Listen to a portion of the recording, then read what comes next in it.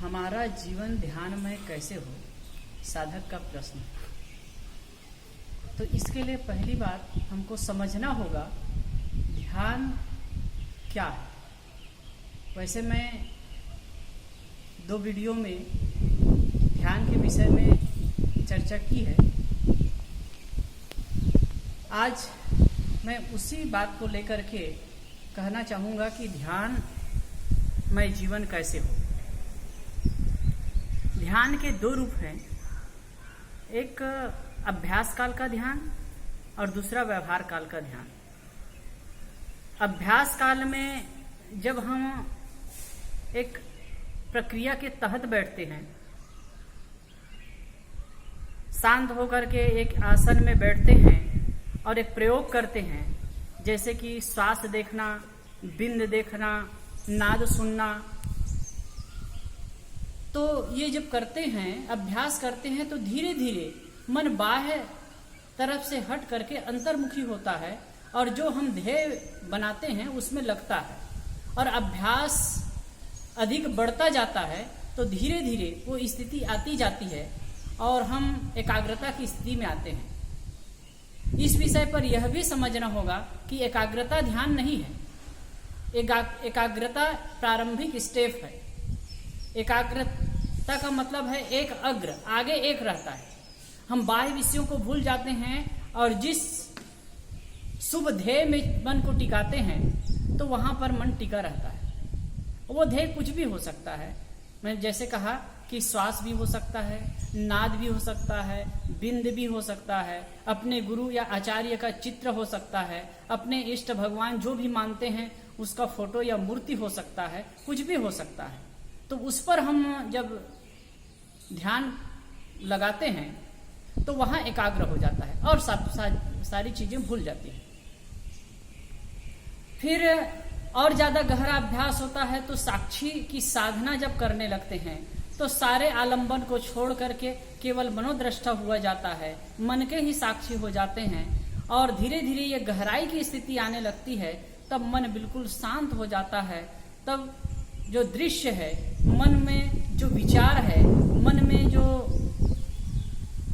विचारों का प्रवाह होता है वह भी शांत हो जाता है। मन बिल्कुल शून्य के समान हो जाता है। तो ये अभ्यास काल का ध्यान है।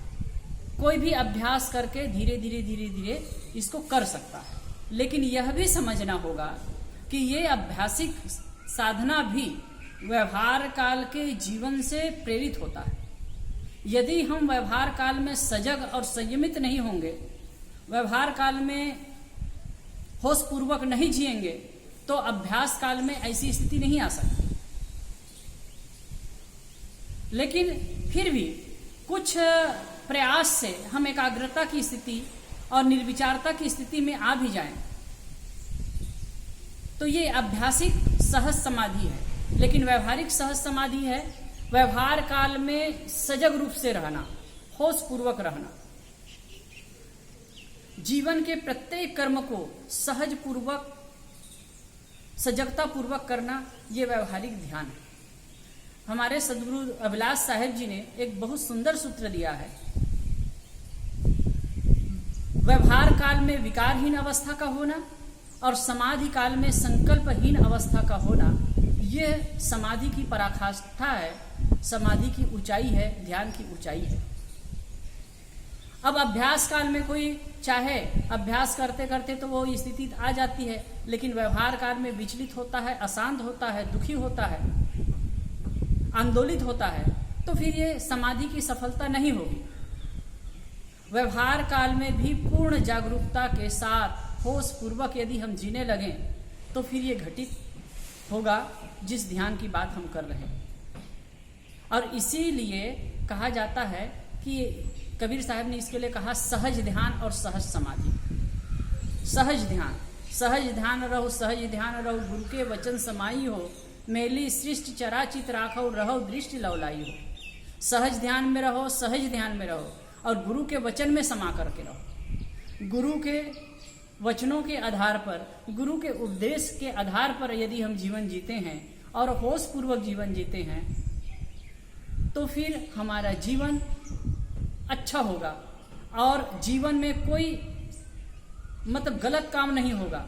और जब ये नहीं होगा तो हम होश पूर्वक जब जीने लगेंगे तो प्रत्येक क्षण मन में शांति और सुकून बना रहेगा, जागरूकता बनी रहेगी।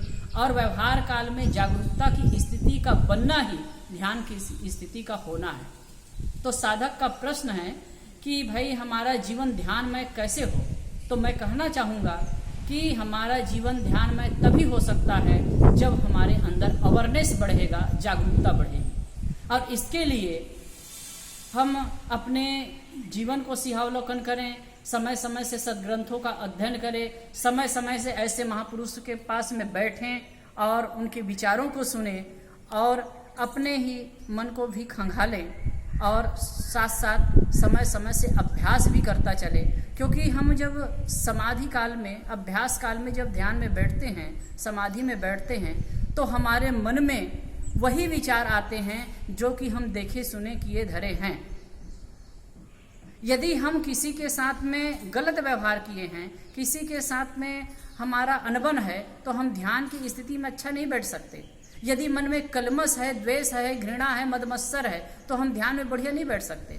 तो हम ध्यान में बैठेंगे, अभ्यास काल में बैठेंगे, तो हमारा मन का जो कांटा है वो बताएगा कि हमारा व्यवहार ठीक नहीं है। तो ये हमारे व्यवहारिक जीवन को प्रेरित करेगा और हमको लगेगा कि हम कहाँ कहाँ भूल कर रहे हैं। और हम जहाँ सजग हो गए, जागरूक हो गए, तो आगे चल कर के व्यवहार काल में भी सजगता अपना सकते हैं। और व्यवहार काल में जब सजगता अपनाएंगे तो फिर व्यवहारिक जीवन तो अच्छा होगा ही, व्यवहार काल में जागरूकता आएगी और ये व्यवहारिक काल की साधना होगी। और इसी से फिर संपोषण होकर के हमारा जो अभ्यासिक साधना है, अभ्यासिक ध्यान है, वह भी बढ़ता जाएगा और हम धीरे धीरे धीरे धीरे धीरे धीरे उस निर्विचारता की स्थिति पर पहुंचते जाएंगे, कुछ अंतिम ध्यान की ओर पहुंचते जाएंगे। फिर संत गुरुजन कहते हैं कि उस स्थिति में जाने के बाद बिल्कुल मन शून्य यूं हो जाता है, एकदम शांत स्थिति आती है और वो जीवन की अद्भुत और परम स्थिति होती है, जिसके लिए साधक जन अभ्यास करते हैं, साधना करते हैं और अपने जीवन को समर्पित करते हैं। और ये स्थिति जब जीवन में आ जाए तो समझिए कि जीवन का परम फल है। बस आप सबको नमस्कार, साहिब बंदगी।